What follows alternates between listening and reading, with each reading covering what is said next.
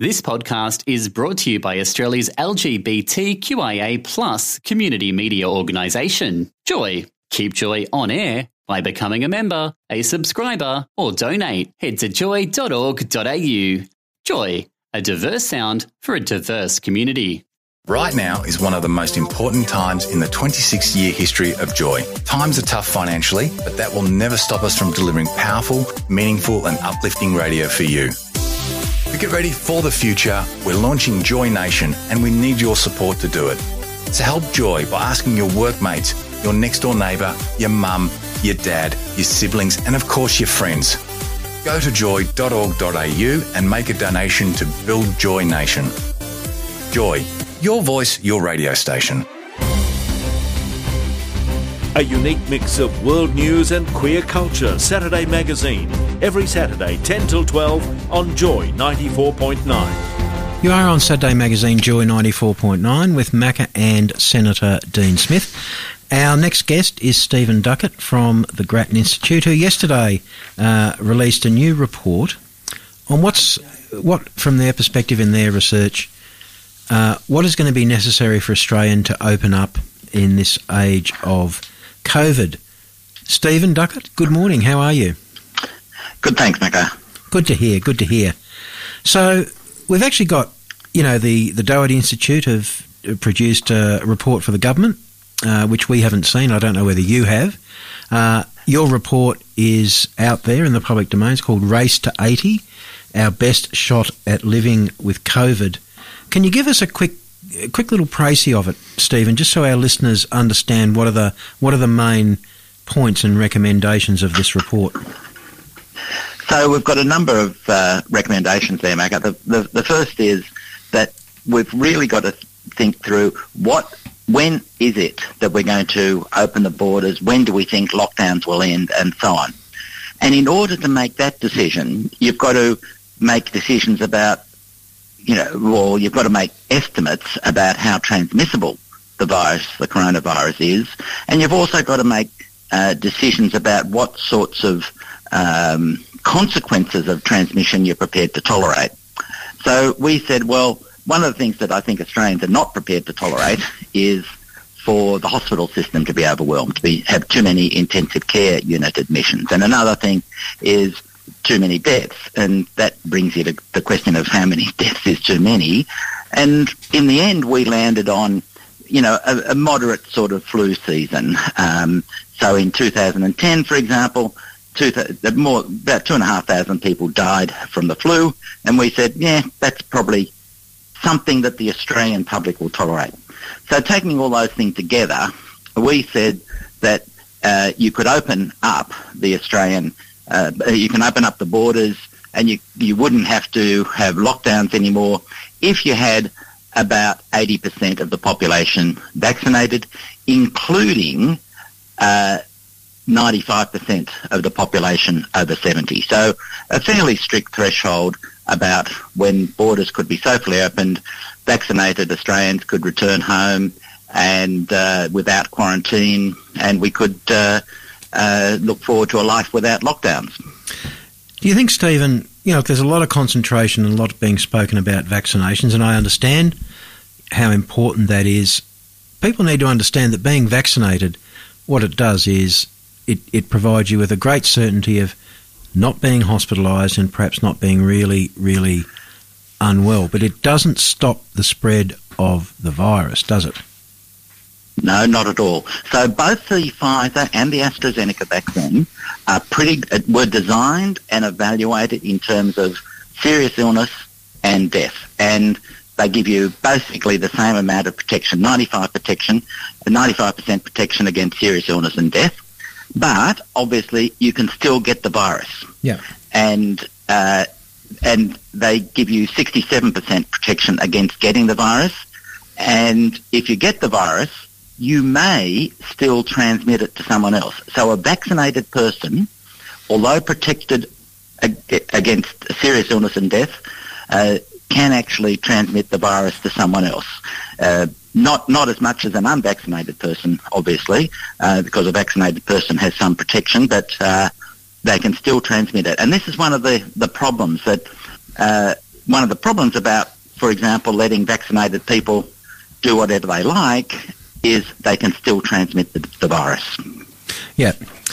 Dean, sorry, you have... Stephen, welcome to the show. A couple of questions from me. Earlier comment you just said that a key point is ensuring that the estimates about how transmissible the virus is are accurate and reliable. How much confidence can we put in the estimates that are being used to sort of underpin not just this study but other studies as well?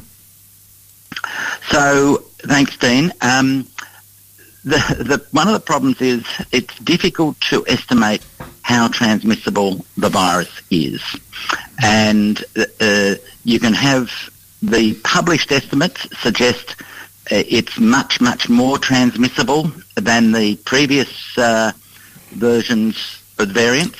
And that's to be expected because the reason it dominates is that it transmits faster than any other variant. We think, in line with overseas estimates, that it's going to be somewhere in the range 5 to 7. We landed on 6. Others have suggested it's lower than that. One of the problems is you really don't know until it's something that you cannot predict in advance. You can make guesses and estimates, and as I said, some have estimated 4, we've estimated 6. Well, it just reinforces the the intensity of the unreliability of what we're dealing with. It was a handy coincidence, as a political person, Stephen, that the Grattan Institute report should come out on the eve of the National Cabinet meeting, and of course some of the headline numbers are very, very similar. What are some of the key points of difference or similarity between the work that you've done and the work that the National Cabinet had privy to yesterday? So we haven't seen the Doherty modelling, so I don't know. And looking at the Prime Minister's transcripts, we're probably not going to see that for a little while yet, as it sort of forms the basis of work that states and territories are still doing. Yeah. So the endpoints of what we were trying to get to are somewhat different. So they've got a 4-phase plan. We've got a 3-phase plan. What the National Cabinet plan has is intermediate steps for opening up. So more or less the end point of the National Cabinet plan is our 80% opening up, no lockdowns and so on. But between now and then, for example, the National Cabinet plan would allow different quarantine for Australian vaccinated arrivals at around 56 or so % of the Australian population being vaccinated. The plan actually is light on detail about what the different quarantine arrangements might be and so on, but they are allowing intermediate steps, I guess, and they still say lockdowns might occur, and we say, come 80%, really you don't need lockdowns, or you shouldn't have lockdowns. So they're doing slightly different things, which makes them a little bit difficult to compare because of the lack of clarity in what is actually being proposed. And in land, thinking of population health perspective, when you're looking at the 80%, 95% targets, are these targets that you think the Australian community can reach comfortably, or are they aspirational? Are they going to require a bit of effort, a bit of sweat? A bit of both. A bit of both, I think. So, you should be a politician. Well, basically, I've got a lot of faith in the Australian population. When you look at the surveys, about 90% of the Australian population say they will get vaccinated. The unfortunate thing is about a quarter of the Australian population say, yeah, we will get vaccinated, but not just yet. And so it's a bit of hesitation there. And so what you really want to do is get that 25%, what we call the movable middle, to actually say, move them from the column saying, yes, I will get vaccinated, but maybe not just yet, to the yes, I will get vaccinated and it's going to be tomorrow sort of thing. So you need to do a bit of effort on that. But on the other hand, you're starting with 90% who's saying, yes, we will get vaccinated. So it's a really good place to start. Look, unfortunately, Stephen, we're out of time. I want to thank you and the Grattan Institute for doing this report and for making it available. Pleasure, thanks. You know, people can access it and read it. We'll have to wait till the Doherty Institute report sees the light of day when PMO lets it out the door. But thank you so much for your work on this, and, you know, we'll speak to you again on Joy I Am soon. So thank you very much. Pleasure. Thanks, Stephen. Thank you. Saturday Magazine, every Saturday from 10 until noon on Joy 94.9. Thanks for listening to another Joy podcast brought to you by Australia's LGBTQIA+ community media organisation, Joy. Help us keep Joy on air. Head to joy.org.au. Joy, a diverse sound for a diverse community.